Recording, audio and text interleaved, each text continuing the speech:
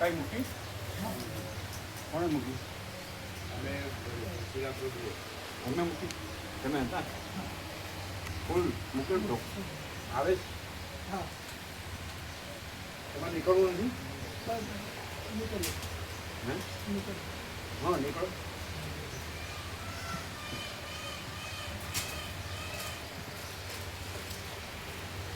બ્રહ્મ કૃપાથી કેવલમ આનંદ મંગલ ઓમ ઓમ ઓમ આમ સેવામાં આનંદ રહે છે ને કુદરતનો ફળ એટલે ભગવાનનું છે આજે પેલું બાકી છે કરી દેશે કોણ એ બે પ્રભુ છે ને કીધું બરોબર હા કીધું પેલી બાજુ ચાર હા બાજુ કીધું આ ગોવા બાજુ પ્રભુને બંને હે ગોવા પ્રભુ બી હતા કીધું એ ક્યાંક કરી દેશું તો કે આ બાજુ ચાર બાજુ આ લાઈન પૂરી કરવાની કીધું બરોબર કોઈ બાખું નો રહે હા જરાય મકાઈ બગડે નહીં હા ઓમ ઓમ ઓમ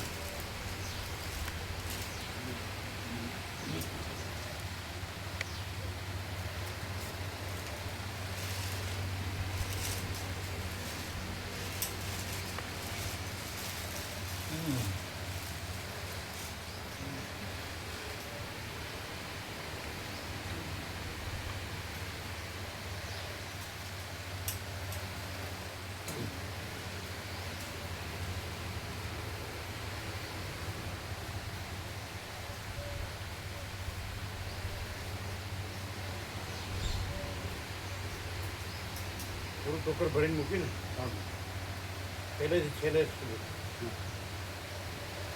રાતની હતી ખાતી હે રાતની હતી ખાતી હતી તો પેલા આવ્યા નહીં હોય ના એ નહીં એ તો નહીં એટલે અત્યારે ફૂલ છે ને એટલે આખો દિવસ રહે શાંતિથી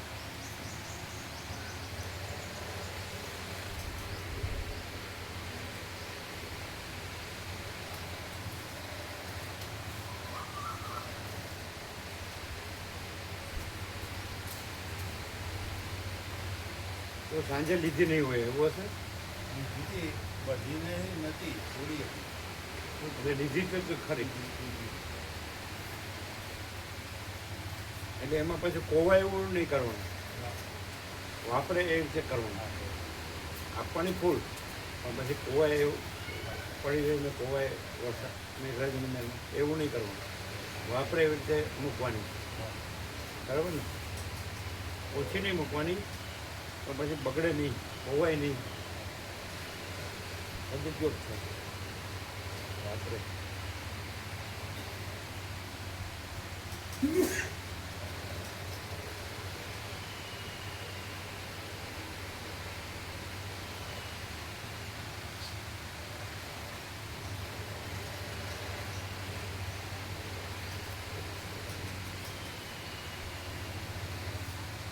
સત્યાવીસ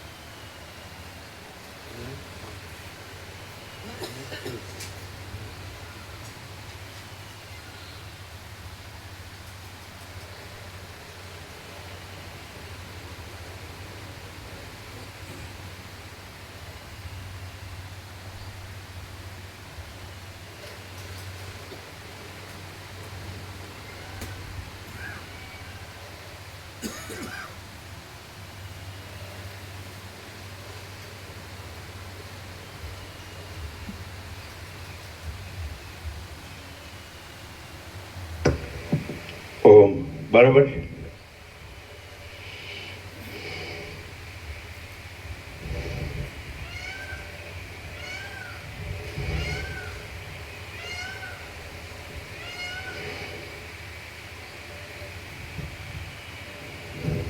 પરમ ચિદાકાશ પરમ જ્યોતિ અખંડ જ્યોતિ મહાચિદાકાશ સ્વયં પ્રકાશ સંપૂર્ણ પ્રકાશ પૂર્ણ બ્રહ્મ અનંત તેજઘન અનંત ચિદઘન પરમાકાશ કેવલ અનંત શુદ્ધ તેજઘન પરમાકાશ અખિલાત્મા પૂર્ણ બ્રહ્મ પરમાત્મા, પરમ ચિદાકાશ, પરમ જ્યોતિ, અખંડ જ્યોતિ, અનંત પૂર્ણ પરમ ચિદાકાશ, પરમ શાંતિ, स्वयं सिद्ध, स्वयं प्रकाश, स्वयं पूर्ण, स्वस्वरूप, यही सब कुछ है, इसके सिवा कुछ नहीं है।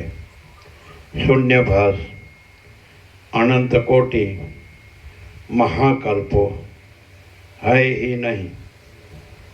महाचिदाकाश, स्वयं प्रकाश, संपूर्ण प्रकाश, महाचिदाकाश ज्योति, अनंत, अखंड, अभेद, महाचिदाकाश ज्योति, महातत्व, महासामान्य, महाचिदाकाश, स्वसंवेद्य, सहज निर्विकल्प, महाचिदाकाश, परम कैवल्य, परम शांति, परम चिदाकाश, अनंत पूर्ण निरपेक्ष सत्य, अनंत संपूर्ण अपरिघी निर्भ्रांत निरपेक्ष वसिष्ठराम निर्वाण।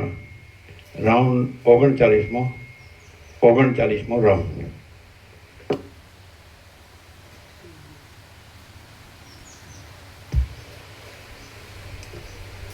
आद्य परब्रह्म सद्गुरु देव की जय। ओम श्री परमात्मने नमः।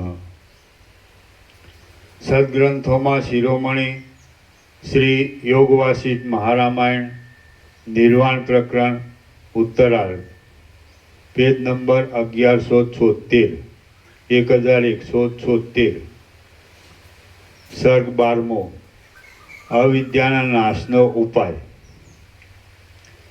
आ 12मा सर्गमां अहंकार भ्रांति मात्र छे। जगतनो जे भ्रम जोवामां आवे छे ते एक चैतन्य तत्वनो विवर्त ज छे अने तेम थवामां अविद्या कारणरूप छे। माटे अविद्या क्षय थवानो क्रम कहेवाशे। भूषुंड बोल्यो, जेम आकाशनी अंदर वળી बीजुं आकाश उत्पन्न थयुं एवो संकल्प वस्तुतः आकाश एक ज होवाथी केवल भ्रांतिरूप अने मिथ्या छे, तेम आत्मा के जे पोतानुं वास्तव स्वरूप छे ते भूलाई जई तेनी अंदर अहंकार के जेमां सूक्ष्म रूपथी आ सगळो प्रपंच रहेलो छे ते आत्मानुं एकपणुं होवाथी मात्र भ्रांतिरूप अने मिथ्या ज छे। भूषुंड बोल्यो, जेम आकाशनी अंदर वળી बीजुं आकाश उत्पन्न थयुं एवो संकल्प वस्तुतः आकाश एक ज होवाथी केवल भ्रांतिरूप अने मिथ्या छे, तेम आत्मा के जे पोतानुं वास्तव स्वरूप छे ते भूलाई जई तेनी अंदर अहंकार के जेमां सूक्ष्म रूपथी आ सगळो प्रपंच रहेलो छे ते आत्मानुं एकपणुं होवाथी मात्र भ्रांतिरूप अने मिथ्या ज छे।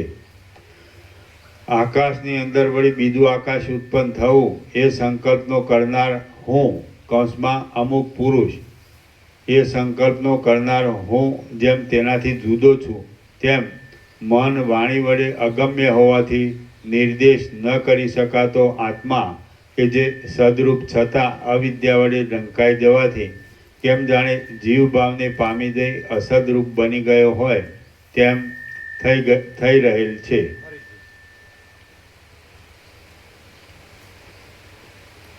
तेम आत्मा आकाशनी अंदर वળી बीजुं आकाश उत्पन्न थयुं ए संकल्पनो करनार हूँ कौंसमां अमुक पुरुष, जेम तेनाथी जुदो छूं तेम मन वाणी वडे अगम्य होवाथी निर्देश न करी शकातो आत्मा के जे सदरूप छतां अविद्या वडे ढंकाई जवाथी केम जाणे जीव भावने पामी जई असदरूप बनी गयो होय तेम थई रहेल छे। ते पोते चिदाकाश रूपे जुदो कल्पाई जई पोताना भूलाई गयेला आत्म स्वरूपमां ज अहंकार वगैरेनी कल्पना करे छे। ते पोते चिदाभास रूपे जुदो कल्पाई जई પોતાના ભૂલાઈ ગયેલા આત્મ સ્વરૂપમાં જ અહંકાર વગેરેની કલ્પના કરે છે.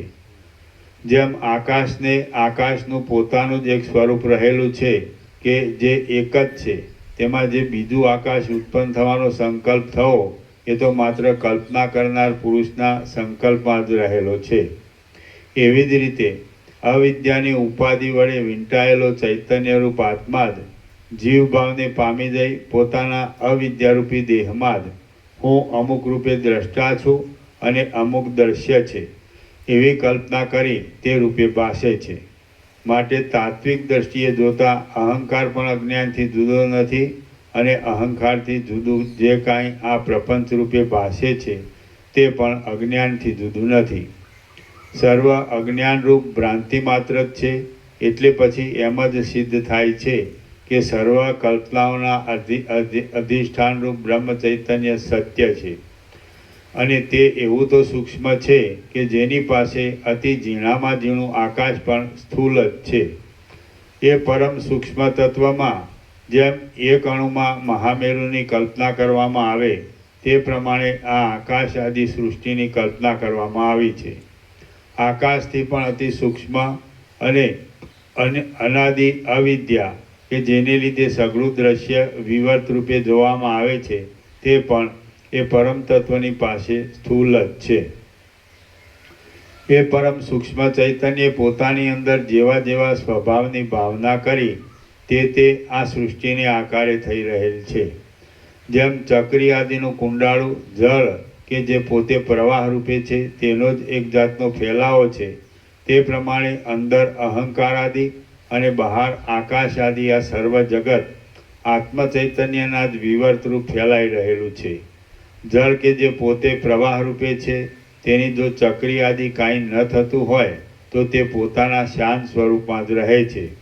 તે રીતે જ્ઞાન વડે કે મહાપ્રલયમાં જ્યારે એ ચૈતન્ય તત્વનો જગત રૂપે વિવર્ત શાંત થઈ જાય ત્યારે તે પરમ તત્વ સ્ફુરણ વિનાના શાંત પવનના જેવું અને કેમ જાણે આકાશના જેવું નિર્વિકાર અને શૂન્ય હૃદયવાળું થઈ ગયું હોય તેમ પોતાના શાંત નિર્વિકાર સ્વરૂપમાં જ રહે છે. એક રસ થઈ રહેલ સર્વ દ્રશ્ય પ્રપંચથી શૂન્ય અને આભાસથી પણ રહિત કેવળ ચિન્માત્ર બ્રહ્મ તત્વ જ વિવર્ત રૂપે આ જગતને આકારે દેખાય છે.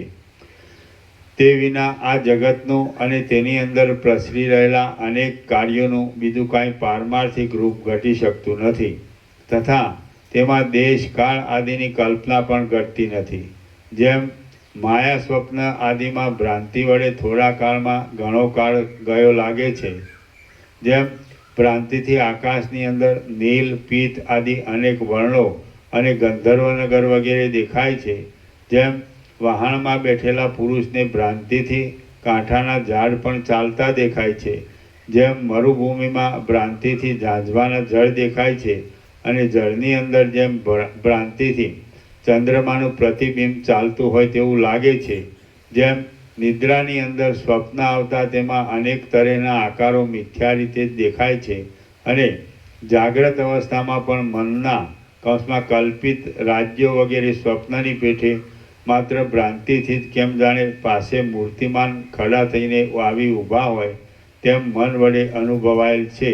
તે પ્રમાણે તરફ ફેલાયેલ એ ચિન્માત્ર પરમ તત્વમાં આ જગત પણ પરમાત્માની અંદર ભ્રાંતિ માત્રથી જ ઉત્પન્ન થયેલ હોય તેમ ભાસે છે.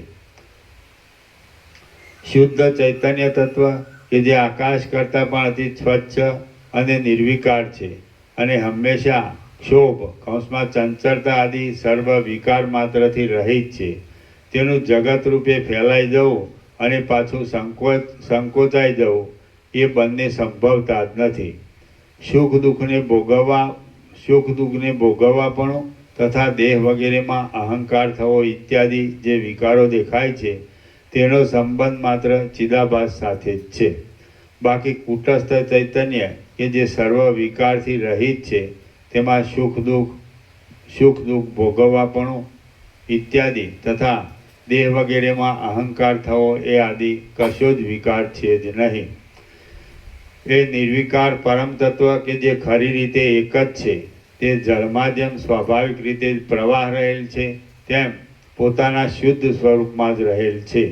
જેમ અંધારામાં સર્પના પગ દેખવામાં નથી આવતા, તેમ સંકલ્પથી રહિત થઈ ગયેલા જ્ઞાની પુરુષને પણ ચિંતા, લાજ, હર્ષ, ભય, સ્મૃતિ, કીર્તિ અને ઈચ્છા ઇત્યાદિને ઉત્પન્ન કરનાર સર્વ વિષય સમૂહ કૌંસમાં મનનો લય થઈ જવાથી દેખવામાં આવતો નથી. ફરીથી જેમ અંધારામાં સર્પના પગ દેખવામાં નથી આવતા, તેમ સંકલ્પથી રહિત થઈ ગયેલા જ્ઞાની પુરુષને પણ ચિંતા, લાજ, હર્ષ, ભય, સ્મૃતિ, કીર્તિ અને ઈચ્છા ઇત્યાદિને ઉત્પન્ન કરનાર સર્વ વિષય સમૂહ મનનો લય થઈ જવાથી દેખવામાં આવતો નથી. આ સૃષ્ટિ કે જે નેત્ર આદિ ઇન્દ્રિયના જ્ઞાનથી જ અનુભવમાં આવવાથી બ્રહ્મરૂપ ચંદ્રબિંબથી સ્ફુરેલ ચિદાભાસ, જીવરૂપ ચાંદનીના અંશરૂપ નેત્ર આદિ વડે થતા જ્ઞાનરૂપી અમૃતના રસ જેવી છે. તેનો પોતાના આધારરૂપ દિશા અને કાળ એ બંનેનો નિરવયવ અને નિષ્ક્રિય પરબ્રહ્મમાં અસંભવ હોવાથી બ્રહ્મથી જુદી પડી શકતી નથી. એ પ્રમાણે તે પરમ તત્વ કે જે પોતાથી અભેદ ભાવે રહેલા આ જગતના આકારે દેખાય છે, તે સર્વત્ર એક સરખી રીતે સત, ચિત્ત અને આનંદ રૂપે પ્રકાશી રહેલ છે. તેની અંદર કોઈ ઠેકાણે દેહ વગેરેમાં વિશેષ અભિમાન બંધાઈ જવાથી દેહ આદિ જે અનુકૂળ હોય તેમાં રાગની અને જે પ્રતિકૂળ હોય તેમાં દ્વેષની કલ્પના કરી લઈ અનેક પીડાઓનું પાત્ર થઈ રહેલો અહંકાર કેમ જાણે ચૈતન્ય તત્વથી પોતે જુદો હોય તેમ દેખાયા કરે છે. તે તો ભ્રાંતિ વડે અજ્ઞાનમાં અથડાતા ચિત્તનું જ એક રૂપ છે કે જે ચિત્તની અંદર જળમાં જેમ અનેક ચકરીઓ રહે તેમ આ જગત, તેના જીવો અને તેના બંધ મોક્ષ આદિની અનેક કલ્પનાઓ રહેલી છે. અંદર ડૂબકી મારવાના અને પછી બહાર નીકળવાના કોલાહલથી રહિત તથા જળના વિવર્ત રૂપે દેખાતા ચક્રીઓના કુંડાળા વડે નાશ ન પામતી અનાદિકાળની આ સૃષ્ટિરૂપી ઝાંઝવાના જળની નદી તેના સ્વરૂપનું ખરેખરું જ્ઞાન થતાં તત્કાળ નાશ પામી જાય છે. જેમ જળ ચકરીઓ રૂપે જોવામાં આવે છે અને ધુમાડાનો ઘાટો સમૂહ એક રસ થઈ જવાથી છેટેથી વાદળા રૂપે દેખાય છે, તે પ્રમાણે અજડ કૌંસમાં ચેતન આત્મા અને જડ મન એ બંનેના કરતાં વળી સૃષ્ટિ ત્રીજી તરેની જડ અને ચેતન રૂપે જોવામાં આવે છે કે જે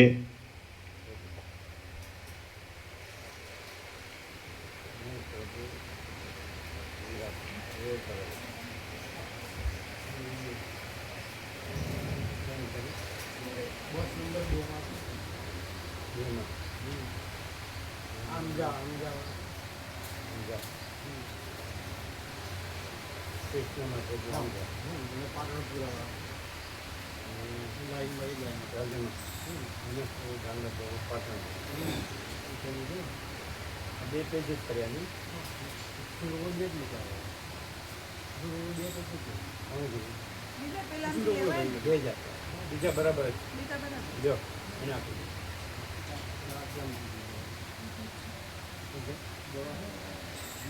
બરાબર. દેખાય મૂકજો. હા આ જીભ નીચે મૂકવાની આ જીભ નીચે મૂકવાની છે વિટામિન B12 ચાર મૂકવાની. ગમે ત્યારે વાપરવું ત્યારે તું લોકો કઈ નું આ લાવવાની એ તો બરાબર. ચાર મૂકવાની નહીં. મારું પૂછી લેજો. હા પૂછવું દેખાય મૂકજો. હા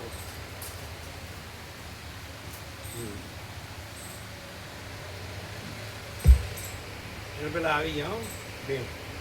આપણે કૃષ્ણ માતાજી આવી ગયા અને રમેશ પ્રભુ કાંડા પ્રભુ એ બે આવી ગયા.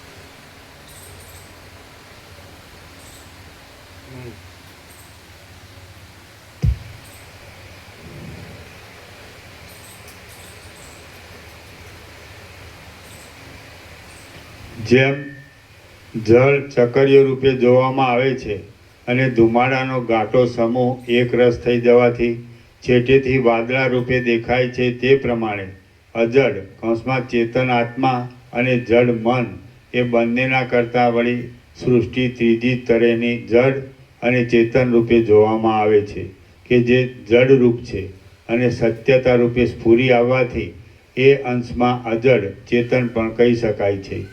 જેમ લાકડું કે જે જાતે જડ છે તેને કરવત વડે વેરી સાપ બનાવી તેમાં ચક્રી આદિ ચેતન ધર્મવાળા અનેક ચિત્રો બનાવવામાં આવે છે, તેમ પરમ તત્વ કે જે પોતે એક જ હોવાથી દિશા કાળ આદિ મર્યાદા માપથી રહિત છે તેમાં જડ ચેતન રૂપે દેખાતી આ સૃષ્ટિ ભ્રાંતિ વડે કલ્પવામાં આવી છે.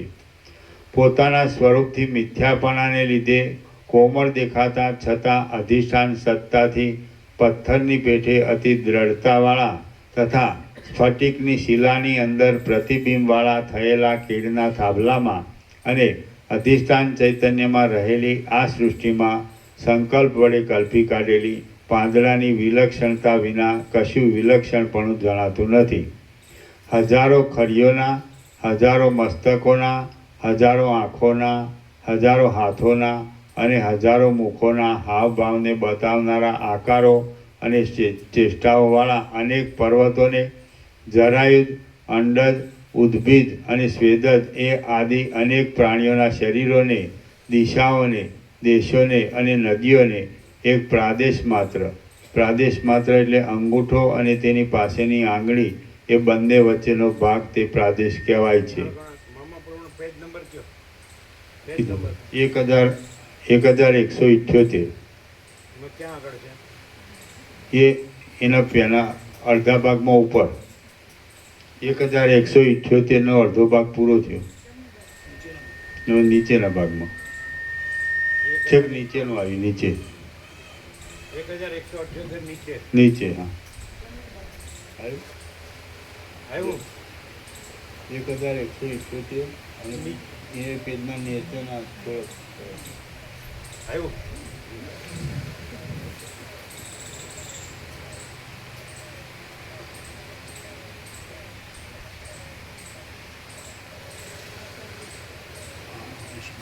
આખું વાક્ય એક જ છે.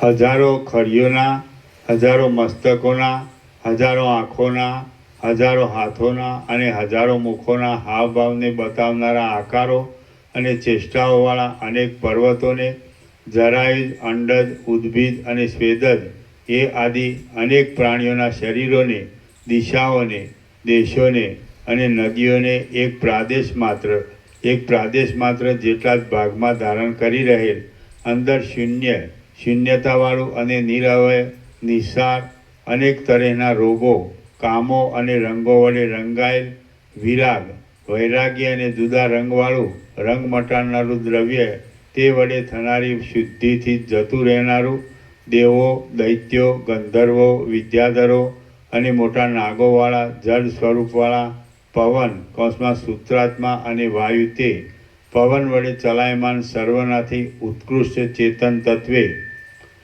બ્રહ્મ ચૈતન્ય અને જીવ ચૈતન્ય રચેલ પરામર્શને કૌંસમાં વિચારને અને બીજાના સંઘર્ષણને સહન ન કરી શકતું પ્રકાશવાળું સુંદર, રમણીય અને વિકલ્પ વડે અનુભવમાં આવતું આ જગત પટમાં ચિત્રરૂપે આલેખેલા કોઈ મોટા રાજ્યના જેવું આભાસ માત્ર જ છે.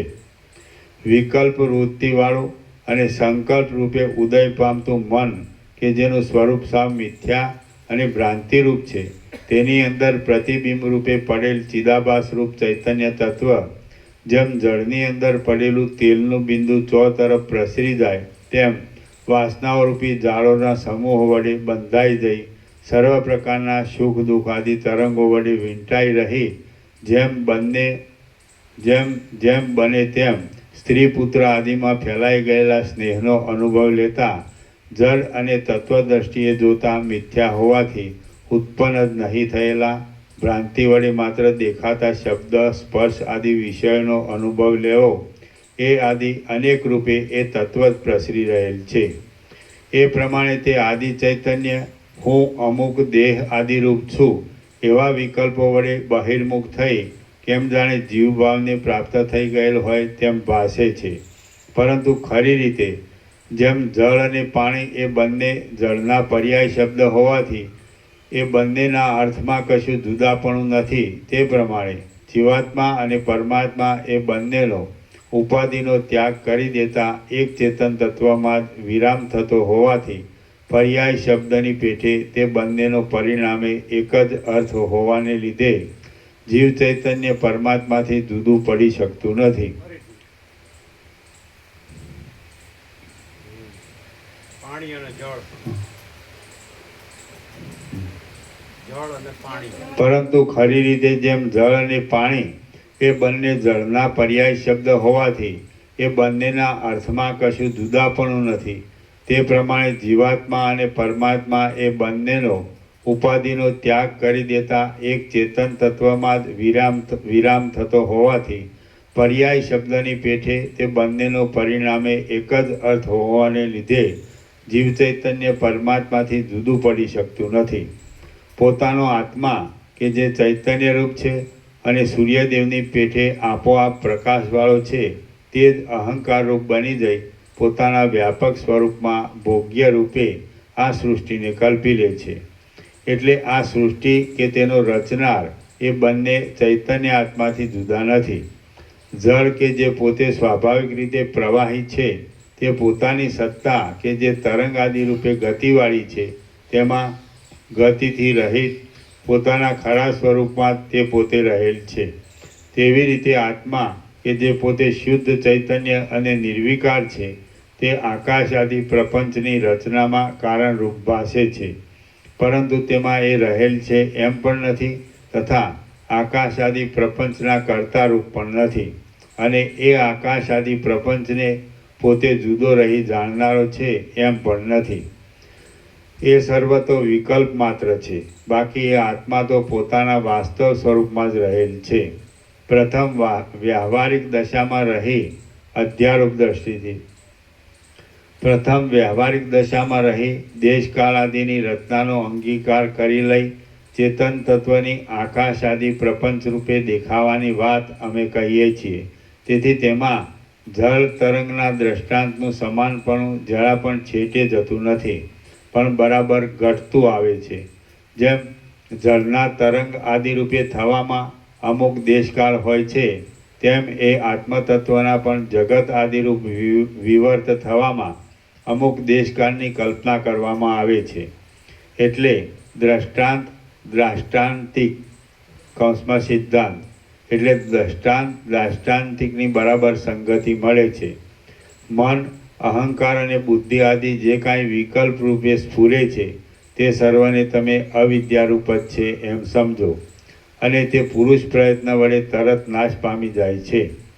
અવિદ્યાનો અડધો ભાગ કે જે સ્ત્રી પુત્ર ધનાદિમાં મમતાનો અધ્યાસ થવામાં કારણરૂપ છે, તે વિનય, નમ્રતા, દાન, સન્માન આદિથી પોતે વશ જેવા કરી લીધેલા તત્વજ્ઞ મહાત્માઓ સાથે પરસ્પર વાર્તાલાપ વગેરેથી પ્રથમ ભૂમિકાનો લાભ લઈ અભ્યાસ કરેલા તીવ્ર વૈરાગ્ય આદિ સાધનની સિદ્ધિ થતાં નાશ પામી જાય છે. અજ્ઞાનનો પહેલો ભાગ. અવિદ્યાનો ભોગ.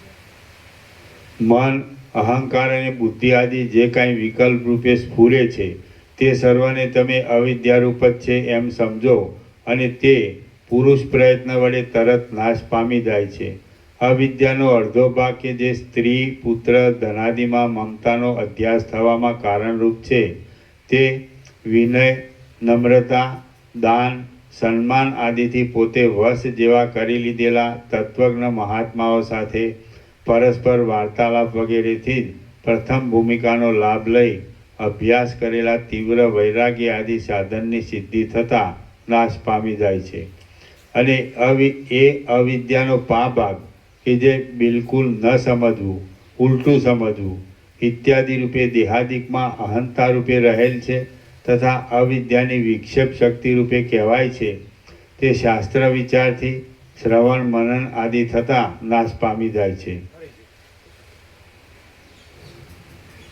અને એ અવિદ્યાનો ભાગ કે જે બિલકુલ ન સમજવું, ઉલટું સમજવું ઇત્યાદિ રૂપે દેહાદિકમાં અહંતા રૂપે રહેલ છે, તથા અવિદ્યાની વિક્ષેપ શક્તિ રૂપે કહેવાય છે તે શાસ્ત્ર વિચારથી શ્રવણ મનન આદિ થતાં નાશ પામી જાય છે. બાકીનો જે પા ભાગ અવશેષ રહ્યો કે જે આવરણ શક્તિ રૂપ છે તે નિધિધ્યાસન આદિ દ્વારા આત્માનું બ્રહ્મ રૂપે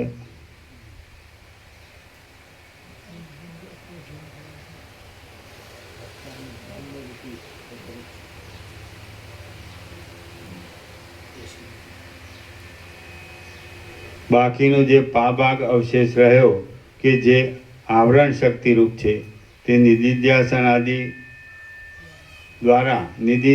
આદિ દ્વારા આત્માનું બ્રહ્મ રૂપે અપરોક્ષ જ્ઞાન થવાથી નષ્ટ થઈ જાય છે.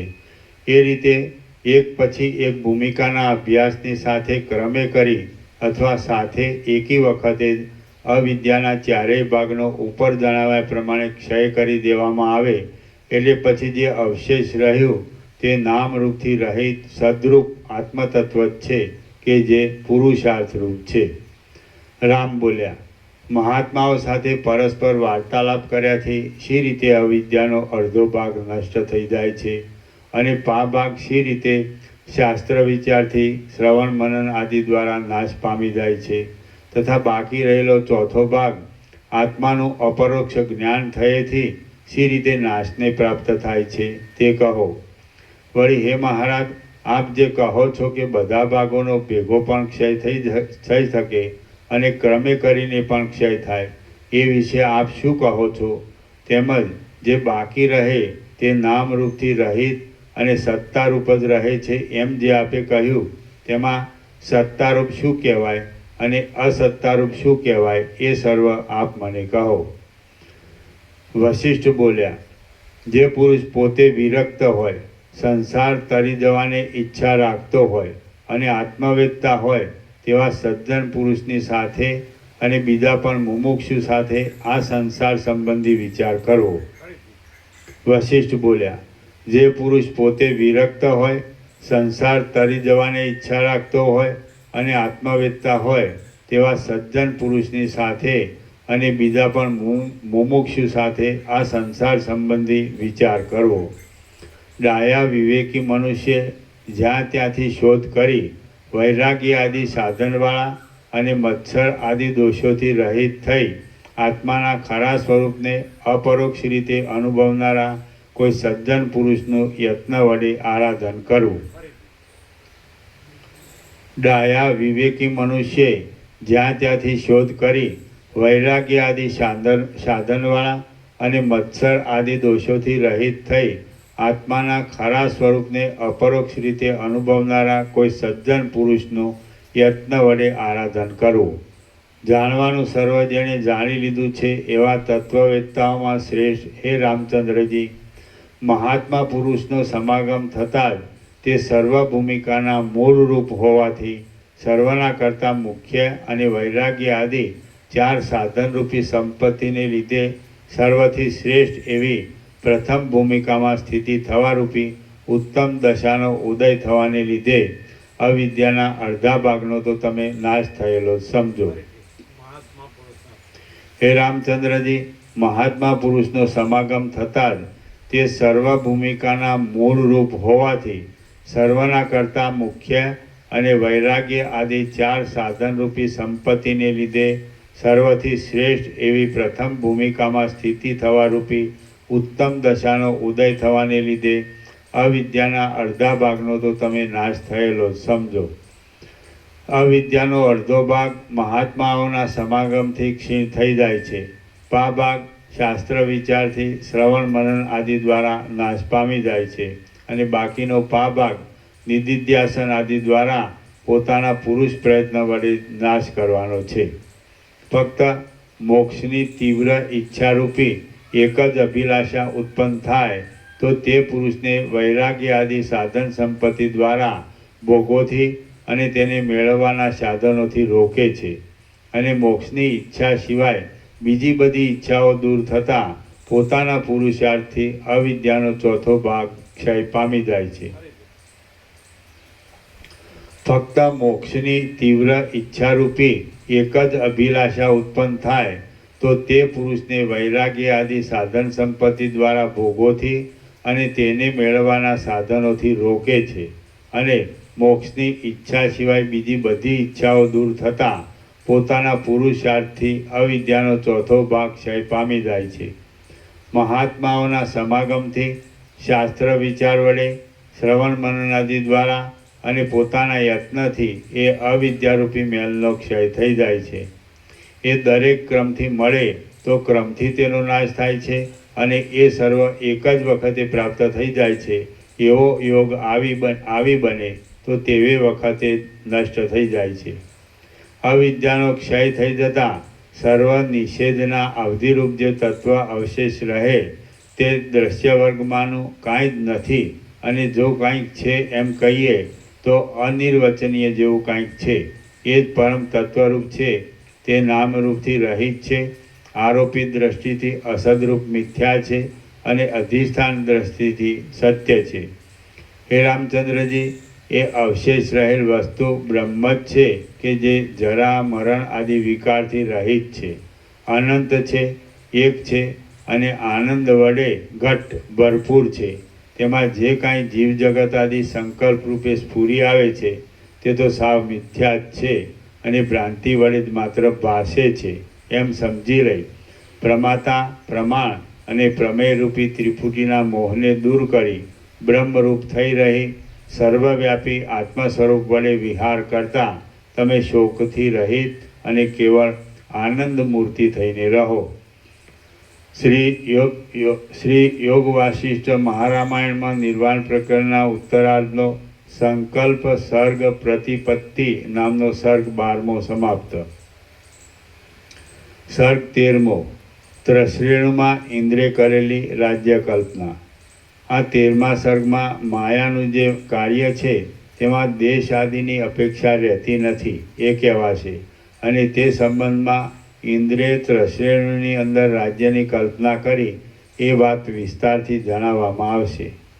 ભૂષુંડ બોલ્યો, પ્રથમ અધ્યારોપ દ્રષ્ટિથી અવિવેકીઓને સમજાવવા ખાતર દેશકાળની કલ્પના સ્વીકારવામાં આવી છે, પરંતુ તાત્વિક દ્રષ્ટિએ તો આ જગત કે જે ચેતન તત્વના ચમત્કારના એક ફેલાવા રૂપ જ છે, તેમાં જેમ આકાશની અંદર ચોતરફ પ્રસરી રહેલા સૂર્ય વગેરેના પ્રકાશને ધારણ કરી રાખવાની થાંભલાની જરૂર નથી, તે રીતે દેશકાળની કશી પણ જરૂર નથી.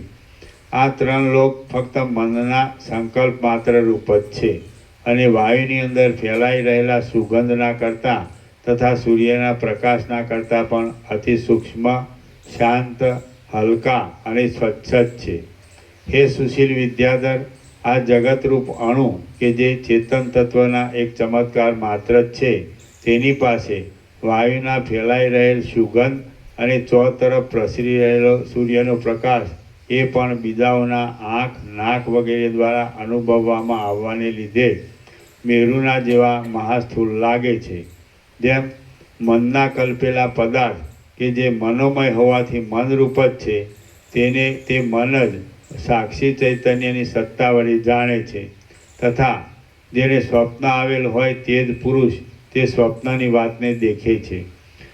તે રીતે આ સૃષ્ટિ કે જે દ્રષ્ટિ માત્ર જ છે, તે પણ જે પુરુષ પ્રત્યે જેવી રીતે ઉદય પામે છે તે પુરુષ તેવી રીતે તેને દેખે છે. આ સંબંધમાં ઇન્દ્રે ત્રશ્રેણુમાં જેનો અનુભવ કર્યો હતો તે વિષયનો એક પુરાતન ઇતિહાસ કેટલાક વૃદ્ધો કહે છે. એક વખત કોઈ એક ઠેકાણે સબલ બ્રહ્મરૂપી એક કલ્પવૃક્ષ ઉગી નીકળ્યું. તેની યુગરૂપી એક ડાળીએ બ્રહ્માંડરૂપી ઉદુંબર જાતનું એક ફળ થયું. તે ફળ પર દેવો, દાનવો અને માનવાદી પ્રાણીઓ રૂપે મચ્છરા ગણગણાટ કરતા હતા. જેમાં પર્વતો રૂપે ખીલા જડવામાં આવ્યા છે તેવા પાતાળલોક, પૃથ્વીલોક અને સ્વર્ગલોક નામના મજબૂત બારણાથી તેને ઢાંકી દેવામાં આવ્યું હતું. તે ફળ ચિત્તને આનંદ આપે તેવી અનેક વાસનાઓ રૂપી રસથી ભરેલું હતું. તેમાં અનેક પ્રકારના અનુભવો રૂપી સુગંધ ભરેલી હોવાથી જ ચિત્તને ખેંચે તેવું હતું. એ ફળ કલ્પતરુની વચમાં જગતને સૂક્ષ્મ સત્તાઓ રૂપે ખીચોખીચ વેલોથી વીંટાયેલું હતું. તેને અહંકાર રૂપી મોટી ટીંડળીઓ હતી તે સાક્ષી ચૈતન્યના પ્રકાશથી તેજવાળું, મોક્ષના ખુલ્લા બારણારૂપી મુખવાળું, નદીઓ અને સમુદ્રરૂપી રેસાઓવાળું, 5 તન્માત્રાના કોષવાળું અને આકાશમાં તરતા તારાઓના ઝાકળથી ભરેલું હતું. મહાપ્રલય સમયે તે ફળ પાકીને ગળી જાય તેવું હતું. તે અવિદ્યારૂપી કાગડી કે વિદ્યારૂપી કોયલને ખાવા લાયક હતું. તે ફળ ખરી પડ્યા પછી શાંત થનારું અને કેવળ વાસના વિનાનું બની જાય તેવું હતું. તેની અંદર ત્રિલોકીનો અધિપતિ ઇન્દ્ર મધપુડા ઉપર બેઠેલી મધમાખીઓનો જેમ કોઈ મોટી મધમાખ નાયક હોય તે રીતે સર્વ દેવતાઓનો અધીશ્વર હતો. આજુબાજુના વિચાર જાણનારા પુરુષોમાં શ્રેષ્ઠ એ મહાત્મા ઇન્દ્રનું અજ્ઞાનરૂપી આવરણ ગુરુના ઉપદેશથી અને પોતાના અભ્યાસના બળથી આત્મતત્વની ભાવના કરવા વડે ક્ષીણ થઈ ગયું હતું.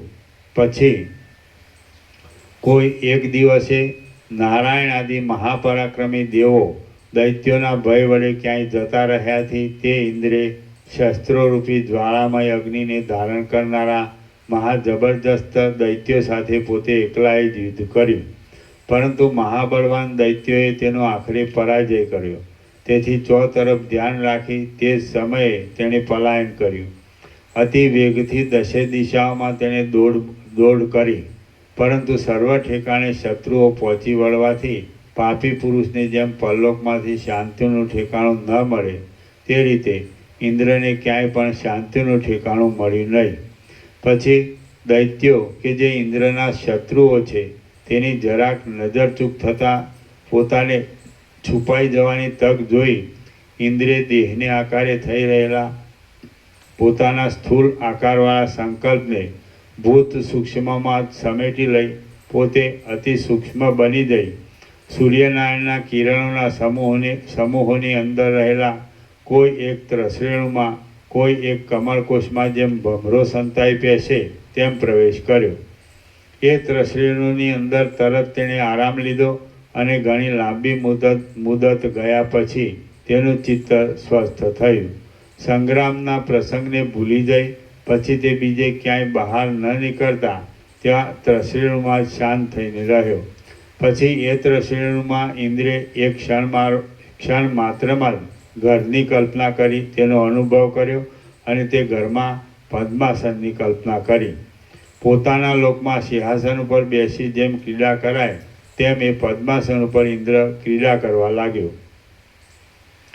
પછી તે ત્રસરેણુની અંદર પોતે સંકલ્પ વડે ગૃહસ્થ બની જતા મણિયો, મોતીઓ અને પરવાળા આદિથી તૈયાર કરેલા કિલ્લાઓથી અને મકાનોથી શોભતું એક નગર તે ઇન્દ્રે દીઠું કે જે તેણે પોતાની કલ્પના વડે મનની અંદર જ ઊભું કર્યું હતું.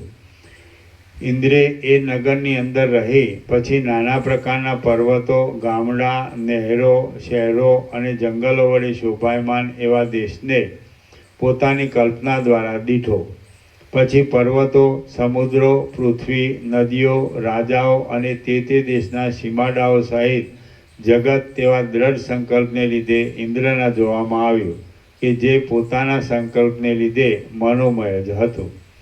ત્યારબાદ પાતાળલોક, ભૂલોક, સ્વર્ગલોક, સૂર્ય આદિ ગ્રહો અને પર્વતો સહિત 3 લોકની તેવા પ્રબળ સંકલ્પના બળથી ઇન્દ્રે કલ્પના કરી લીધી અને એ ત્રિલોકીમાં પોતે અનેક ભોગ સમૂહ વડે શોભતા ઇન્દ્રના સ્થાન ઉપર બેઠો. ત્યાં તે કુંદ નામનો એક મહાપરાક્રમી પુત્ર થયો. પછી કાળે કરીને જીવનનો અંત આવી જતા સ્તુતિ કરવા લાયક આચરણવાળો એ ઇન્દ્ર એ દેહનો ત્યાગ કરી દઈ સ્નેહથી કંસમાં તેલ અથવા ઘીથી રહી થઈ ગયેલા દીવાની પેઠે નિર્વાણને વિદેહ કૈવલ્યને પ્રાપ્ત થઈ ગયો. પછી કુંદ ત્રૈલોક્યનો રાજા થયો અને તે પણ પોતાના એક પુત્રને ઉત્પન્ન કરી કાળે કરી જીવનનો અંત આવી જતા પરમપદને પ્રાપ્ત થઈ ગયો. એ કુંદનો પુત્ર પણ પોતાના પિતા પ્રમાણે જ પોતાના પુત્રને રાજ્ય સોંપી જીવનનો અંત આવી રહેતા પરમ પવિત્ર પદને પામી ગયો. હે સુંદર વિદ્યાધર, એ રીતે તે ઇન્દ્રના હજારો પૌત્રો ચાલ્યા ગયા કે જેઓના રાજ્યમાં આજે પણ અંશક નામનો રાજા વિદ્યમાન છે. ઉપર વર્ણન કર્યા પ્રમાણે આજ દિવસ સુધી તે ઇન્દ્રે ત્રશ્રેણીની અંદર કલ્પી લીધેલ લોકમાં એ ઇન્દ્રનો જ વંશ ઇન્દ્રના રાજ્યનું પાલન કરે છે અને આકાશના કોઈપણ દેશમાં સૂર્યના પ્રકાશ વડે પવિત્ર થયેલો એ ત્રશ્રેણું હણાય, ગળી જાય, શિથિલ થઈ જાય કે નાશ પામી જાય તો પણ એ ઇન્દ્રનું મનોમય રાજ્ય કદી પણ ગલિત કે નષ્ટ થતું નથી. શ્રી યોગ વાસિષ્ઠ મહારામાયણમાં નિર્વાણ પ્રકરણના ઉત્તરાર્ધનો પ્રશ્રેણવંતર સર્ગ સંગ નામનો સર્ગ સંગ વર્ણન નામનો સર્ગ 13મો સમાપ્ત. સર્ગ 14મો સબલ બ્રહ્મમાં ત્રિલોકીનું દર્શન. આ 14મા સર્ગમાં તે જ ઇન્દ્રના કુળમાં ઉત્પન્ન થયેલા કોઈ એક ઇન્દ્રને કમળનાળના તંતુમાં જગતની પ્રતીતિ થશે અને બ્રહ્મ દ્રષ્ટિ થતાં પોતાની ઇન્દ્રતા પણ બ્રહ્મ માત્ર જણાશે એ કથા કહેવામાં આવશે. ભૂષુંડ બોલ્યા, એ ઇન્દ્રપદ ઉપર દેવોના અધ્યક્ષ તરીકે તે જ ઇન્દ્રના વંશમાં થયેલો ઉત્તમ ગુણોવાળો અને સદગુણોથી શોભતો કોઈ એક ઇન્દ્ર થયો કે જેનું એ શરીર પછી પાછો જન્મ જ ન થવાને લીધે છેલ્લું જ હતું. તે ઇન્દ્રના કુળના છેલ્લા પુત્રને તે જ સ્થાને બૃહસ્પતિના વચનના પ્રભાવથી જ્ઞાનની પ્રાપ્તિ થઈ. પછી જાણવાનું સર્વ જેણે જાણી લીધેલ છે એવા અને દૈવ યોગથી જે આવી મળે તે વડે કામ ચલાવી લેનારા એ દેવતાઓના રાજા ઇન્દ્રે ત્રિલોકીનું રાજ્ય કર્યું. અજ્ઞાનને તરી ગયેલ શુદ્ધ ચિત્તવાળા તે ઇન્દ્રે દાનવો સાથે યુદ્ધ કર્યું, સર્વ શત્રુ મંડળનો પરાજય કર્યો અને 100 અશ્વમેધ યજ્ઞો કર્યા. એ ઇન્દ્ર કંઈ કારણસર કમળનાળના કોમળ બાળતંતુની અંદર ઘણા લાંબા કાળ સુધી રહ્યો હતો અને ત્યાં તેણે બીજા પણ સેંકડો વૃત્તાંતોનો અનુભવ કર્યો હતો.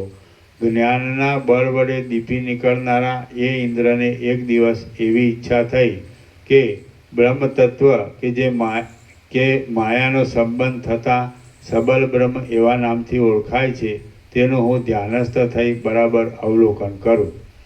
આવો વિચાર કરી પછી તેણે એકાંતમાં બેસી બહાર અને અંદર વિક્ષેપ થવાના સર્વ કારણોનો ત્યાગ કરી બુદ્ધિને શાંત રાખી સમાધિ દ્વારા બ્રહ્મ તત્વનું અવલોકન કર્યું.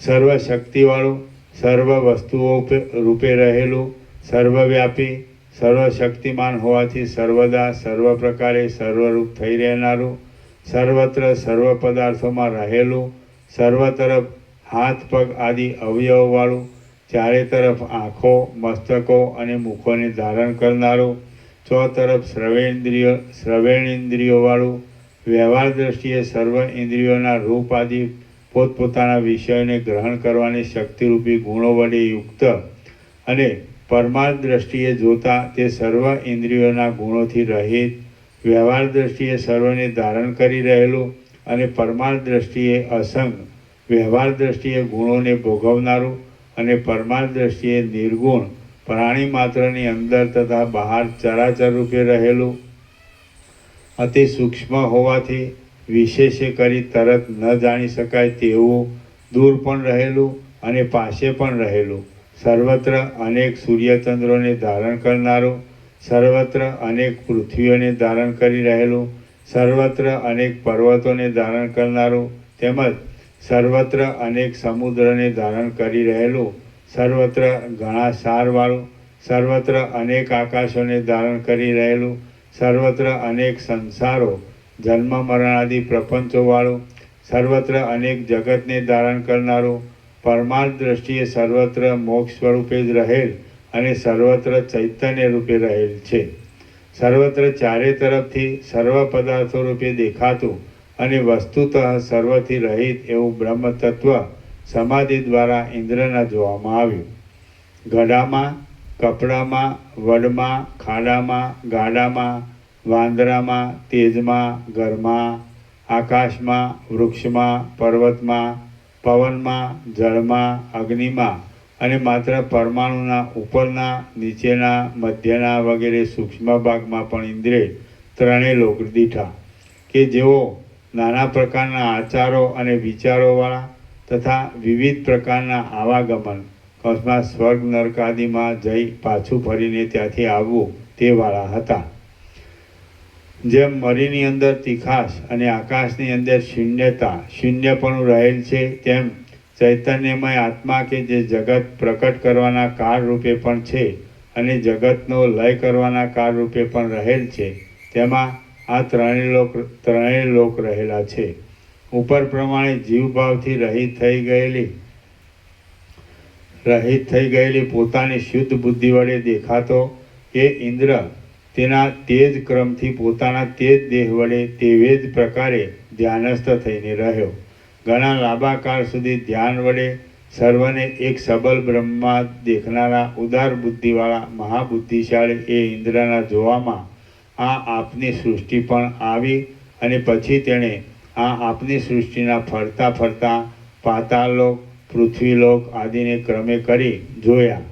ત્યારબાદ સ્વર્ગલોકને જોઈ છેવટ તેમાં ઇન્દ્રનું દર્શન થતાં એ ઇન્દ્રમાં અહંકાર બંધાવાના સંસ્કારો જાગવાથી તથા પ્રથમ કરેલા અશ્વમેધ યજ્ઞોનું કાંઈ પણ અદૃશ્ય ફળ અવશ્ય મળવાનું હોવાથી તે આ સૃષ્ટિના ઇન્દ્રપણાને પ્રાપ્ત થઈ ગયો અને સેંકડો વૃત્તાંતોથી ભરેલું ત્રૈલોક્યનું રાજકાજ કરવા લાગ્યો.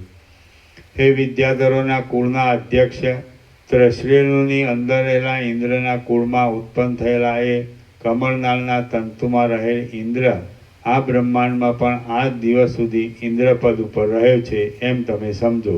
પછી આ બ્રહ્માંડમાં ઇન્દ્રપદ ઉપર રહ્યા બાદ પોતાના હૃદયમાં બીજની પેઠે સૂક્ષ્મ રીતે સંસ્કાર રૂપે રહેલા અને પૂર્વકાળમાં મુખ્યત્વે કરી એવા જ્ઞાન યોગના કરેલા અભ્યાસના બળથી યથાસ્થિત રીતે કમળનાળના બાળતંતુમાં નિવાસ થવો એ આદિ પોતાનું પ્રથમનું વૃત્તાંત તેના સ્મરણમાં આવ્યું. જેવી રીતે ત્રશ્રેણુની અંદર રહેલા ઇન્દ્રની તમને મેં વાત કરી અને તેના જ કુળમાં થયેલા કમળનાળના બાળતંતુમાં રહેલા આ કાંતિમાન ઇન્દ્ર વિશે તમને કહ્યું, તેવી જ રીતે ત્યાં અહીં અને બીજે ઠેકાણે તેવી જ જાતના વ્યવહારવાળા સેંકડો અને હજારો ઇન્દ્રો આ અનંત ચિહ્નરૂપ આકાશમાં થઈ ગયા છે અને હાલ પણ છે. એવી રીતે અનેક તરંગોવાળી સૃષ્ટિરૂપી નદી ઘણા લાંબા કાળથી અનાદિકાળથી સતત રીતે વહ્યા કરે છે. આ દ્રશ્યરૂપી નદી ત્યાં સુધી તો ખૂબ વેગથી વહે જાય છે કે જ્યાં સુધી અડધી પ્રાપ્ત થયેલી ને અડધી નહીં પ્રાપ્ત થયેલી ચોથી ભૂમિકાથી માંડી છઠ્ઠી ભૂમિકા સુધીની પરમપદ અવસ્થામાં આ સઘળું માયામય છે એવો અનુભવ નથી થતો. પરંતુ જાણે તેનું ખરેખરું સ્વરૂપ જોવામાં આવે કે તરત જ તે અતિ લાંબી અને ચોર તરફ ફેલાઈ રહેલી દ્રશ્યરૂપી નદી ઝાંઝવાના જળની નદીની પેઠે ક્યાંય લય પામી જાય છે. એ નિષ્પાપ વિદ્યાધર, આ માયા એવી તો વિચિત્ર છે કે હર કોઈ કારણથી ગમે તે કાળે અને ગમે તે સ્થળે હર કોઈ પ્રકારે ખડી થઈ જતી જોવામાં આવે છે. જેમ જળથી ભરેલા વાદળામાંથી વૃષ્ટિ થાય છે, તેમાં માયા પણ અહંકારના જ માત્ર ચમત્કારથી ઉત્પન્ન થાય છે અને સત્યરૂપે જોવા જતાં તરત જ ઝાકળની પેઠે નાશ પામી જાય છે. જે સર્વના સાક્ષીરૂપ બ્રહ્મ ચૈતન્ય છે તે ખરી રીતે સર્વ વિકલ્પોથી રહિત છે અને અહંકારને લીધે વિસ્તાર પામેલા અનેક મનોરથોથી કૌંસમાં માનસિક સંકલ્પોથી તથા દ્રષ્ટા, દર્શન અને દ્રશ્યરૂપી ત્રિપુટીથી પણ રહિત છે. અર્થાત તે જાગ્રત અવસ્થા વિનાનું છે.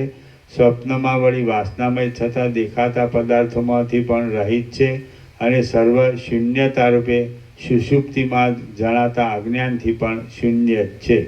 તથા જે આકાશના જેવું સદા પરિપૂર્ણ છે તે ચિદ્રૂપ આત્મતત્વ જ ખરી રીતે જોઈએ તો અવશેષ રહે છે. શ્રી યોગ વાસિષ્ઠ મહારામાયણમાં નિર્વાણ પ્રકરણના ઉત્તરાર્ધનો સંગ સંકલ્પના ઐક્યનું પ્રતિપાદન નામનો સર્ગ 14મો સમાપ્ત. સર્ગ 15મો. અહંકારની નિવૃત્તિથી જગતની ભ્રાંતિ દૂર થાય છે.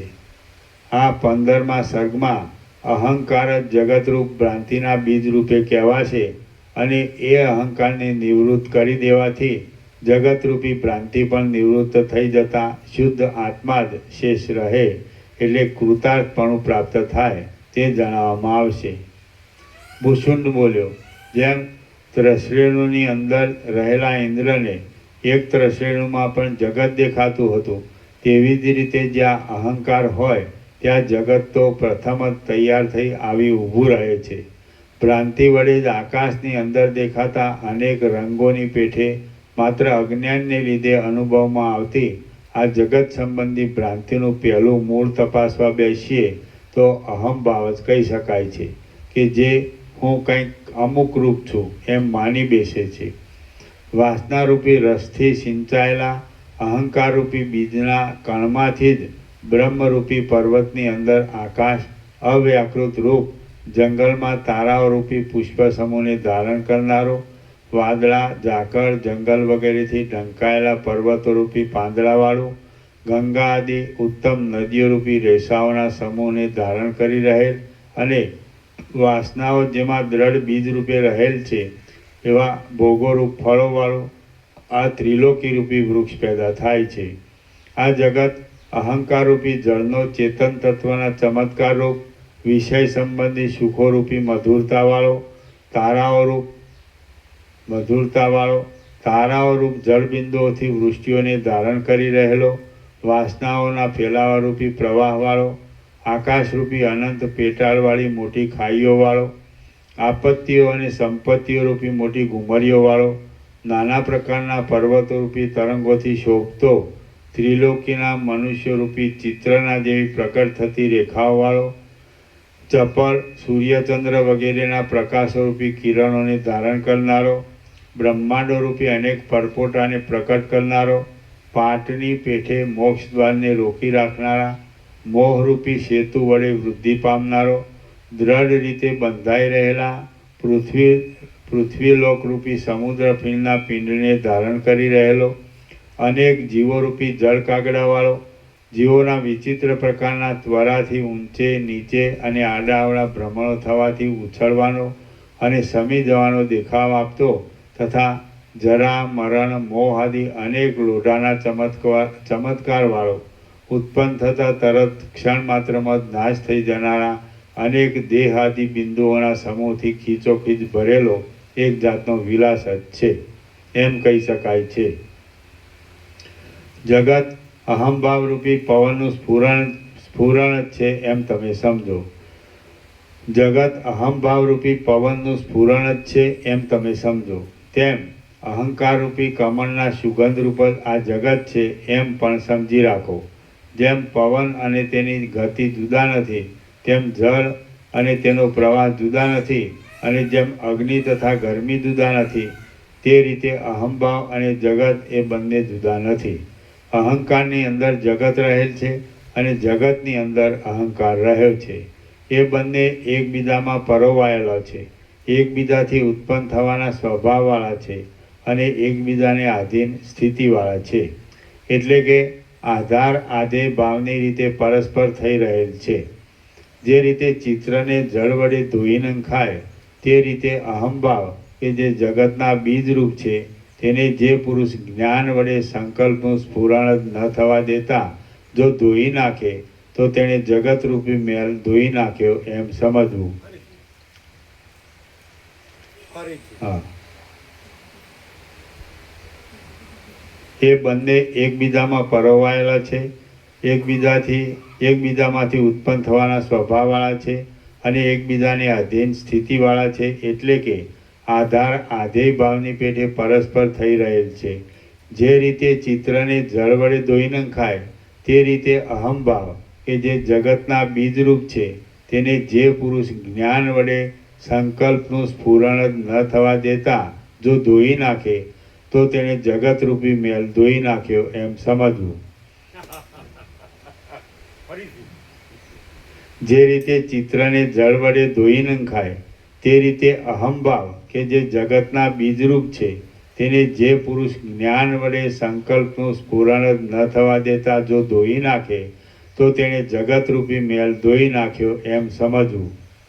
હે વિદ્યાધરજી, તાત્વિક દ્રષ્ટિએ જોતા અહંકાર કે જે હું એવો ભાવ પેદા કરનાર છે તે છે જ નહીં, અને તે વસ્તુ જ ન હોવાથી સસલાના શિંગડાની પેઠે વિના કારણે જ અજ્ઞાન વડે ઉત્પન્ન થયેલો જણાય છે. હે વિદ્યાધરજી, તાત્વિક દ્રષ્ટિએ જોતા અહંકાર કે જે હું એવો ભાવ પેદા કરનાર છે તે છે જ નહીં, અને તે વસ્તુ જ ન હોવાથી સસલાના શિંગડાની પેઠે વિના કારણે જ અજ્ઞાન વડે ઉત્પન્ન થયેલો જણાય છે. બ્રહ્મ કે જે સર્વત્ર એક રસપણે વ્યાપી રહેલ છે, અનંત છે અને સંકલ્પરૂપ બુટ્ટાઓ વિનાનું છે, તેમાં અહંભાવ પેદા થવાનું કંઈ કારણ ન હોવાથી એ અહંકાર દેખાય છે, છતાં પણ કોઈ દિવસ સત્ય કહી શકાતો જ નથી. કદાચિત કંઈ કારણ સંભવતું હોય તો પણ તે વસ્તુ જ નથી, એટલે કંઈ કામનું નથી. તો પછી સૃષ્ટિ આદિમાં તો કંઈ કારણ સંભવતું જ નથી, એટલે પછી બીજી શી વાત કહેવી? આવા હેતુથી વાંજણીના પુત્રની પેઠે અહંભાવ આદિ કશું પણ કોઈ જગ્યાએ થયેલું જ નથી, અને તે અહંભાવ ન હોવાને લીધે જગત પણ નથી. આમ જગતનો અભાવ થતાં એક ચૈતન્યરૂપ આત્મા જ બાકી રહે છે કે જે પોતે નિર્વાણ રૂપ છે. માટે જ્ઞાનનિષ્ઠપણાથી તમે જેમ તમને સુખ આવે તેમ ભલે શાંતપણે રહો. આ પ્રમાણે જગત અને અહંકાર એ બંનેનો અભાવ યુક્તિ વડે સિદ્ધ થતાં તમારા બહારના અને અંદરના વિષયો કે જે બહાર રૂપ, રસ, ગંધ આદિના રૂપે અને સંકલ્પ, વિકલ્પ વગેરેના રૂપે દેખાય છે તે સર્વે શાંત થઈ જશે. તેમ બીજું પણ તેનાથી જુદું દુઃખ આદિ કશું રહેશે નહીં. જે નથી તે તો છે જ નહીં, અને તત્વ વિચારથી બાકી જે શેષ રહે છે તે દુઃખની અડચણ આદિથી રહિત, શાંત, અવિનાશી બ્રહ્મરૂપ જ છે કે જે તમારું પોતાનું સ્વરૂપ છે. હવે તમે જ્ઞાનવાળા થયા છો, માટે તમે બ્રહ્મને જડમૂળથી ઉખેડી નાખો. તમે બહાર અને અંદર દ્રશ્યની કલ્પનારૂપી કલંકથી રહિત છો, શુદ્ધ છો, પરમ મંગળરૂપ છો, શાંત છો, ઈશ્વરરૂપ છો અને અવિનાશી છો. અધ્યારૂપ દ્રષ્ટિથી જોઈએ તો આકાશ કે જે સાવ શૂન્ય જ છે તે પણ પર્વતના જેવું અતિ મોટું તથા વિચાર વડે ખસેડી ન શકાય તેવું લાગે છે, અને અપવાદ દ્રષ્ટિથી જોઈએ તો આવા બ્રહ્માંડ પણ પરમાણુરૂપ અને આકાશના જેવું શૂન્ય જ ભાસે છે. સર્ગ 15મો સમાપ્ત. સર્ગ 16મો.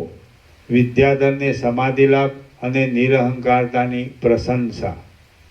આ 16મા સર્ગમાં ભૂષુંડજીના ઉપદેશથી વિદ્યાધરને સમાધિ લાભ થયાનું કહેવાશે, અને નિરહંકારપણાની પ્રશંસા વડે બાકીના કથાભાગનો ઉપસંહાર કરાશે. ભૂષુંડ બોલ્યો, હું ઉપર પ્રમાણે કહેતો હતો તેટલામાં સર્વ વિદ્યાધરોના નાયક તરીકે ગણાયેલો એક શ્રેષ્ઠ વિદ્યાધર સર્વ સંકલ્પોથી રહિત અને સમાધિના પરિણામવાળો થઈ ગયો. પછી મેં વારંવાર તેને જગાડવા છતાં પણ પરમ નિર્વાણને પ્રાપ્ત થઈ ગયાથી પાસે પડેલા દ્રશ્ય પદાર્થોમાં કે શબ્દ આદિ વિષયોમાં તેની બુદ્ધિ ખેંચાય નહીં. હે પ્રિય વશિષ્ઠજી, માત્ર એટલા જ મારા ઉપદેશથી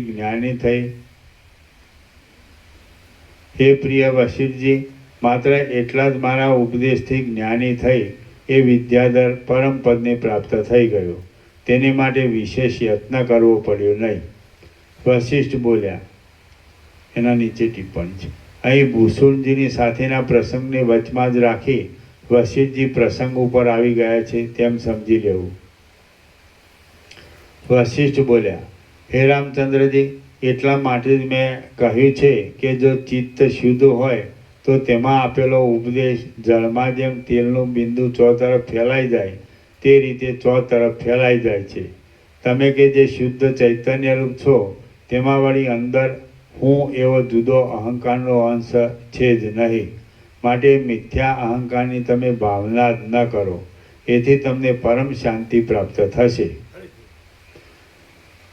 હે રામચંદ્રજી, એટલા માટે જ મેં કહ્યું છે કે જો શુદ્ધ ચિત્ત હોય તો તેમાં આપેલો ઉપદેશ જળમાં જેમ તેલનું બિંદુ ચોતરફ ફેલાઈ જાય તે રીતે ચોતરફ ફેલાઈ જાય છે. તમે કે જે શુદ્ધ ચૈતન્ય રૂપ છો તેમાં વળી અંદર હું એવો જુદો અહંકારનો અંશ છે જ નહીં. માટે એ મિથ્યા અહંકારની તમે ભાવના જ ન કરો. એથી તમને પરમ શાંતિ પ્રાપ્ત થશે. મારે તમને ઉપદેશ દ્વારા એટલું જ માત્ર કહેવાનું છે, બીજું કશું કહેવાનું નથી. સર્વનો ખરો સાર પણ એ જ છે. આ જ ઉપદેશ વાણી જો અશુદ્ધ ચિત્તમાં પડે તો જેમ લીસા અને સપાટ અરીસામાં નિર્મળ મોતી ચોંટી રહેતું નથી તે રીતે તે વાણી ચોંટતી નથી અને શુદ્ધ તથા શાંત ચિત્તમાં જરા પણ વ્યર્થ ન જતા બરાબર લાગી જાય છે.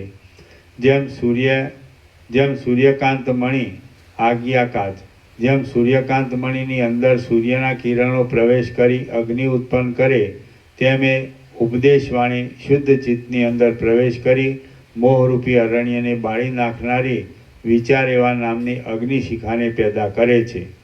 દુઃખમય આ સંસારરૂપી ઊંચા સાલમલી વૃક્ષનો અહંકાર એ જ પ્રથમ બીજ છે અને અમુક મારું છે એવો ભાવ સંસાર વૃક્ષના થડરૂપ છે કે જે રાગદ્વેષ આદિ બીજી અનેક ડાળીઓનો ફેલાવો થવામાં કારણરૂપ થાય છે.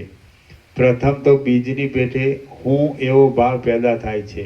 તેની અંદર જેમ બીજમાંથી વૃક્ષ થાય તેમ અમુક મારું છે એવો ભાવ ઉત્પન્ન થાય છે અને પછી વૃક્ષમાં ડાળીઓ જેમ થાય તેમ પછી અમુક રૂપે દેખાતા સેંકડો પદાર્થોનો સંબંધ કરાવી અનર્થોને પેદા કરનારી સંસાર બારને ઉપાડનારી ઈચ્છા પેદા થાય છે. હે મુનિશ્રેષ્ઠ વશિષ્ઠજી, આ પાછું ભૂષુણજીનું વશિષ્ઠજી પ્રત્યે કહેવું છે. હે મુનિશ્રેષ્ઠ વશિષ્ઠજી, આ વિદ્યાધરના જેવા મૂળ પુરુષો પણ કેટલાક ચિરાયુ હોય છે. તેને લીધે જ તત્વજ્ઞાન દીર્ઘાયુષ થવાનું કારણ છે એવો કાંઈ નિયમ જણાતો નથી. ઘણા લાંબા કાળ સુધી અભ્યાસ કરવાથી જેઓનું ચિત્ત અંદર શુદ્ધ થઈ ગયું હોય તેઓ તો કાંઈ થોડો સહેજ સાજ ઉપદેશ આપવાથી પણ અભય આપનારા જ્ઞાનરૂપ પરમ પદને પ્રાપ્ત થઈ જાય છે. ઘણા લાંબા કાળ સુધી અભ્યાસ કરવાથી જેઓનું ચિત્ત અંદર શુદ્ધ થઈ ગયું હોય તેઓ તો કાંઈ થોડો સહેજ સાજ ઉપદેશ આપવાથી પણ અભય આપનારા જ્ઞાનરૂપ પરમ પદને પ્રાપ્ત થઈ જાય છે. વશિષ્ઠ બોલ્યા, મુક્ત ચિત્તવાળાએ ભૂષુણજી મેરુ પર્વતના શિખર પર મને ઉપર પ્રમાણે કહી મેઘ જેમ ઋષ્યમુખ પર્વતમાં મતંગ ઋષિના આશ્રમની અંદર મતંગ ઋષિના શાપના ભયથી મેઘો ગાજતા નથી એ પ્રસિદ્ધ છે. મુક્ત ચિત્તવાળાએ ભૂષુણજી મેરુ પર્વતના શિખર પર મને ઉપર પ્રમાણે કહી મેઘ જેમ ઋષ્યમુખ પર્વતમાં મતંગ ઋષિના આશ્રમમાં ગર્જના ન કરતા મૌન ધારણ કરે છે તેમ તેઓ મૌન ધારણ કરી રહ્યા. હે રામચંદ્રજી, પછી હું પણ એ વિદ્યાધર વિશે ભૂષુણજીને પૂછી ત્યાંથી વિદ્યાધર પાસે ગયો અને તેણે પણ કેટલુંક પૂછી પાકી ખાતરી કરી લઈ મુનિઓની મંડળીથી શોભતા પોતાના આશ્રમમાં પાછો આવતો રહ્યો. વિદ્યાધરને તત્કાળ થોડા બોધથી જ ઉત્પન્ન થયેલી શાંતિ પ્રાપ્ત થવાની વાત કે જે મને ભૂષુણજીએ કથા પ્રસંગ દ્વારા કહી હતી તે મેં તમને આજે કહી સંભળાવી. ભૂષુણજી કે જે સર્વ પક્ષીઓના એક રાજા જેવા છે તેમની સાથે આ મારો સમાગમ થયો. ત્યાર પછી તો કલ્પના 11 મહાદિવ્ય યુગો આ જ દિવસ સુધીમાં ચાલ્યા ગયા છે. શ્રી યોગ વાસિષ્ઠ મહારામાયણમાં નિર્વાણ પ્રકરણના ઉત્તરાર્ધનો વિદ્યાધર નિર્વાણ નામનો સર્ગ 16મો સમાપ્ત. સર્ગ 17મો અહંકારનો નાશ થતાં સંસારનો નાશ. આ 17મા સર્ગમાં નિરહંકારતારૂપ અગ્નિ વડે અહંકારરૂપ બીજને બાળી નાખવાથી દેહાદિ સર્વ સંસારનો જ્ઞાન વડે બાદ થઈ જતા તે સર્વમાં મિથ્યાપણા વિશે વર્ણન આવશે. વશિષ્ઠ બોલ્યા, હું એ નામની કાંઈ પણ વસ્તુ ચૈતન્યથી જુદી છે જ નહીં. એ પ્રમાણે નિરહંકારપણાનું અવલંબન રાખવાથી સારા નરસા ફળ આપનારી અને સંસારરૂપ ફળવાળી ઈચ્છા અંદર શાંત થઈ જાય છે. નિરહંકારતાનો અભ્યાસ કરવાથી લોઢું, પથ્થર અને સોનાને સમાન જાણનારો વિવેકી પુરુષ સંસાર સંબંધી સર્વ પીડાઓથી રહિત થઈ જઈ પાછો દુઃખને પ્રાપ્ત થતો નથી. અહંકારરૂપી સંપુટમાં લોઢું છે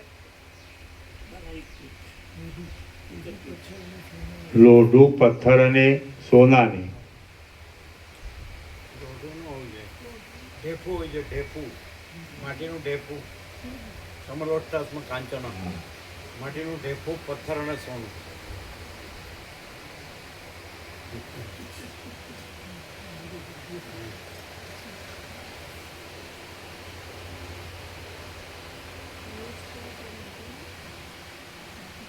સમરોષ્ટાસમાં કાંચન, માટીનું ઢેફું, પથ્થર અને સોનું જેને સમાય છે. વશિષ્ઠ બોલ્યા, હું એ નામની કાંઈ પણ વસ્તુ ચૈતન્યથી જુદી છે જ નહીં. એ પ્રમાણે નિરહંકારપણાનું અવલંબન રાખવાથી સારા નરસા ફળ આપનારી અને સંસારરૂપ ફળવાળી ઈચ્છા જ અંદર શાંત થઈ જાય છે. નિરહંકારતાનો અભ્યાસ કરવાથી માટીનું ઢેફું, પથ્થર અને સોનાને સમાન જાણનારો વિવેકી પુરુષ સંસાર સંબંધી સર્વ પીડાઓથી રહિત થઈ જઈ પાછો દુઃખને પ્રાપ્ત થતો નથી. અહંકારરૂપી સંપુટમાં અગ્નિની જ્વાળાની પેઠે પ્રકટ થયેલા પરબ્રહ્મના સાક્ષાત રૂપ થવારૂપ બોધના બળથી દૂર ફેંકી દીધેલો અહંકાર આદિ દ્રશ્યવર્ગરૂપી પાષાણ અગ્નિના યંત્રમાં ફેંકેલા પાષાણની પેઠે તરત કોણ જાણે ક્યાં જતો રહે છે તે જાણી શકાતું નથી. અહંકારરૂપી સંપુટમાં નિધિધ્યાસન આદિના બળથી પ્રકટ થયેલ બ્રહ્મ જ્ઞાનરૂપી બળવાન વીરે પોતાની સત્તા વડે ઘણે દૂર ફેંકી દીધેલ અહંકાર આદિ દ્રશ્ય વર્ગરૂપી પથ્થર કોણ જાણે ક્યાં તરત જતો રહે છે તે જાણવામાં આવતું નથી. અહંભાવરૂપી સંપુટમાં નિધિધ્યાસન આદિ દ્વારા પ્રકટ થયેલ બ્રહ્મ જ્ઞાનરૂપી બળવાન વીરે પોતાના બળ વડે ફેંકેલો શરીર યંત્રરૂપી પથ્થર તત્કાળ ક્યાં જતો રહે છે તેની ખબર જ પડતી નથી. નિરહંકારતાવાળી વૃત્તિમાં ઉડીને પડેલી ચેતન તત્વરૂપી જ્વાલા વડે અહંકારરૂપી હિમ ઉડી જઈ, ગળી જઈ, સંતાઈ જવાથી ક્યાંય તત્કાળ જતું રહે છે કે જે જાણવામાં જ આવતું નથી. ઉત્તમ વર્ણવાળા એટલે બ્રાહ્મણાદિ જાતિ અને શુક્લાદિ રંગ એ બંનેનો વાચક વર્ણ શબ્દ મૂકેલો છે.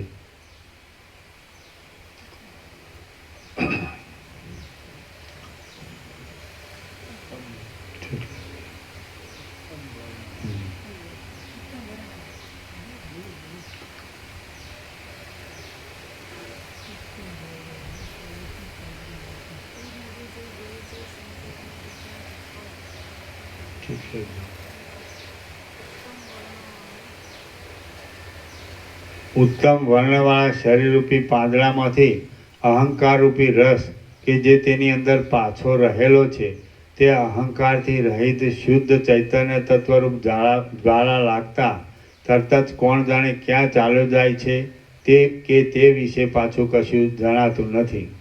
નિરહંકારતા રૂપ સૂર્યકિરણ દ્વારા શરીરરૂપ પાંદડામાંથી ખેંચાયેલો અહંભાવરૂપી રસમય આસવ પરપણાને કૌંસમાં પરબ્રહ્મ ભાવને તથા પોતાના કારણરૂપ સૂક્ષ્મ જળ ભાવને પ્રાપ્ત થાય છે. અહંકારરૂપી વડનું બીજ ભલે શૈયામાં, ગારામાં, પર્વતના ઘરમાં, આકાશમાં, સ્થળમાં, જળમાં કે ગમે તે જગ્યાએ સ્થૂળ રૂપે, સૂક્ષ્મ રૂપે, નિરાકારપણાથી કે બીજા રૂપોથી રહેલ હોય કિંવા સૂતેલ હોય, જાગ્રત અવસ્થામાં હોય, ભસ્મ થઈ ગયેલ હોય, કોઈએ ધારણ કરી રાખેલ હોય, કોઈએ લઈ જવાયેલ હોય, કોઈ દૂર દેશમાં રહેલ હોય કે કોઈ નજીકના દેશમાં રહેલ હોય, પરંતુ જ્યાં સુધી તેમાં અહંકારરૂપી અંકુર અંદર કાયમ હોય ત્યાં સુધી તરત જ ક્ષણ માત્રમાં સર્વ દિશાઓ તરફ ફેલાઈ રહેનાર સંસાર એવા નામના ડાળીઓના સમૂહને તે પેદા કરે છે. અહંકારરૂપી વડના બીજની અંદર સૂક્ષ્મ રૂપથી રહેલું દેહરૂપી જબરું વડનું ઝાડ જ્યાં ત્યાં આ સંસારરૂપી ડાળીઓને પૂર્ણ રીતે ફેલાવી દે છે. જેમ બીજની અંદર જ સેંકડો ડાળીઓમાં શોભતા સુંદર પાંદડાને, પુષ્પોને અને ફળોને ધારણ કરનાર વૃક્ષ સૂક્ષ્મ રૂપે રહેલ જ છે. કેમ કે તે બીજને ભેદી અંકુરાદિ ક્રમ વડે બહાર નીકળતું પ્રત્યક્ષ રીતે આંખો વડે સર્વના જોવામાં આવે છે. તેમ અહંકાર રૂપી સૂક્ષ્મ બીજની અંદર સર્વ દ્રશ્ય સંકલ્પથી વીંટાયેલો દેહ રહેલો જ છે કે જે સૂક્ષ્મ બુદ્ધિરૂપી દ્રષ્ટિ વડે વિદ્વાનોના જોવામાં આવે છે.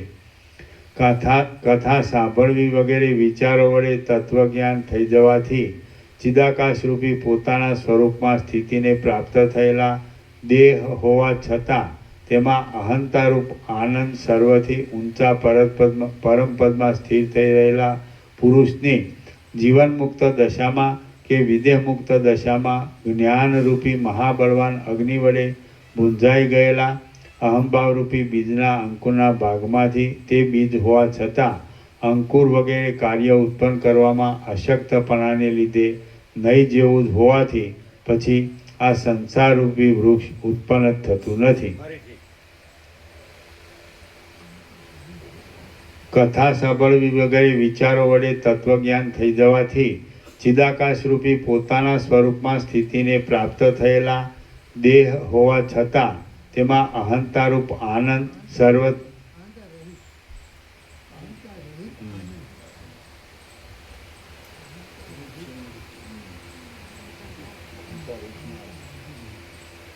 અહંકાર રહિત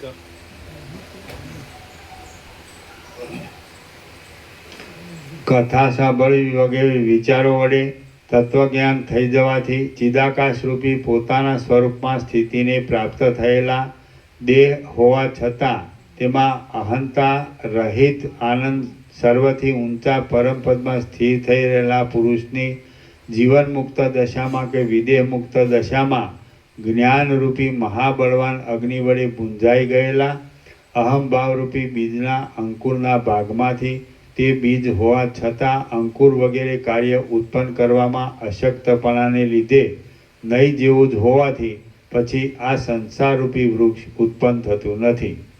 શ્રી યોગ વાસિષ્ઠ મહારામાયણમાં નિર્વાણ પ્રકરણના ઉત્તરાર્ધનો અહમત્વા સત્તા યોગોપદેશ નામનો સર્ગ 17મો સમાપ્ત. ઓમ ઓમ ઓમ. લાડુ પ્રસાદ સબ કેટલા છે લાડુ? શિવ 14 પડ્યા. હા જેને કાલે લાડુ ન મળે હોય એ હાથ ઊંચા કરે.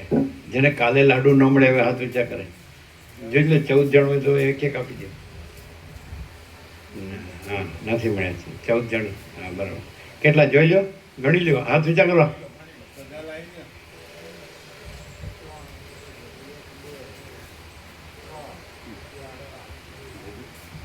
કેટલા કેટલા છે? લાડુ ન મળે હોય એવો હાથ ઊંચા કરો. એ ઘણું.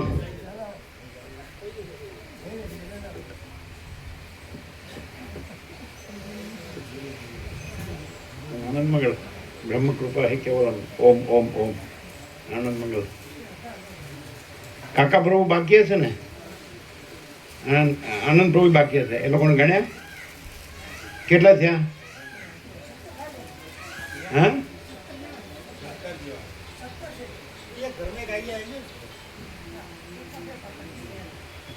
તમને બેને ગણ્યા કેટલા થયા? થઈ ગયા ને? 17મો સર્ગ અને 17 જણ. 17માં કેમ છે મુકા પ્રભુ? અચ્છા, ઉત્તરકાશી રહીએ, ઘરે રહીએ અને અહીંયા રહીએ, શું ડિફરન્સ?